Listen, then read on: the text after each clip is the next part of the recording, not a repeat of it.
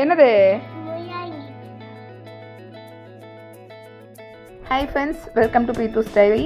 இன்றைக்கி முள்ளங்கி சட்னி எப்படி செய்யலாம்னு பார்க்கலாம் வாங்க. முள்ளங்கி பிடிக்காதவங்களுக்கு கூட இந்த சட்னி செஞ்சு கொடுத்து பாருங்கள், ரொம்ப விரும்பி சாப்பிடுவாங்க. பிகாஸ் இந்த சட்னியில் முள்ளங்கியோட ஃப்ளேவரும் வராது, ஸ்மெல்லும் வராது.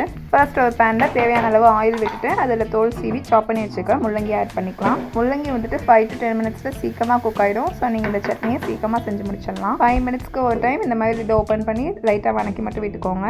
நீங்கள் இது குக் ஆகிறதுக்கு தண்ணிலாம் எதுவுமே தனியாக ஆட் பண்ண வேண்டியதில்லை. பிகாஸ் முள்ளங்கியை தண்ணி விட்டு நல்லா வதங்கிடும். இப்போ பார்த்தீங்கன்னா முள்ளங்கி நல்லா வணங்கிடுச்சு. இப்போ அந்த முள்ளங்கியை வேறு பிளேட்டில் மாற்றிட்டு அதே பேனில் தேவையான அளவு ஆனியனும் சில்லியும் ஆட் பண்ணிக்கிறேன். நான் ஒரு பெரிய வெங்காயத்தை ரஃபாக சாப் பண்ணி ஆட் பண்ணியிருக்கேன். எங்கள் வீட்டில் காரம் கம்மியாக தான் ஆட் பண்ணிப்போம், அதனால் ஒரு 3/4 மிளகா மட்டும் நான் ஆட் பண்ணியிருக்கேன். அடுத்தது 1/2 டீஸ்பூன் சீரகம் ஆட் பண்ணிவிட்டு நம்ம ஆல்ரெடி வணக்கி வச்சுருக்க முள்ளங்கியை ஆட் பண்ணிக்கலாம்.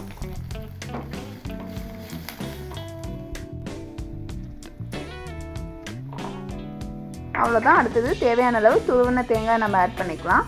நான் வந்து 1/2 மூடி தேங்காய் ஆட் பண்ணியிருக்கேன். எப்போவுமே தேங்காய் போட்டதுக்கு ரொம்ப நேரம் வணக்கக்கூடாது, ஏன்னா இதுக்கு குட் கொலஸ்ட்ரால்லாம் பேட் கொலஸ்ட்ராலாக கன்வெர்ட் ஆகிடும்.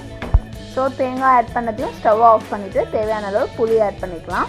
ஃபைனலாக தேவையான அளவு கல்லுப்பு ஆட் பண்ணிவிட்டு ஆற விட்டு அரைச்சி எடுத்தோன்னா நம்மளோட முள்ளங்கி சட்னி ரெடி. தோசைக்கு, சாதத்துக்கு, எல்லாத்துக்குமே சூப்பராக இருக்கும். கண்டிப்பாக நீங்கள் உங்கள் வீட்டில் ட்ரை பண்ணி பாருங்கள். நெக்ஸ்ட் வீடியோவில் மீட் பண்ணலாம். டாடா, பை.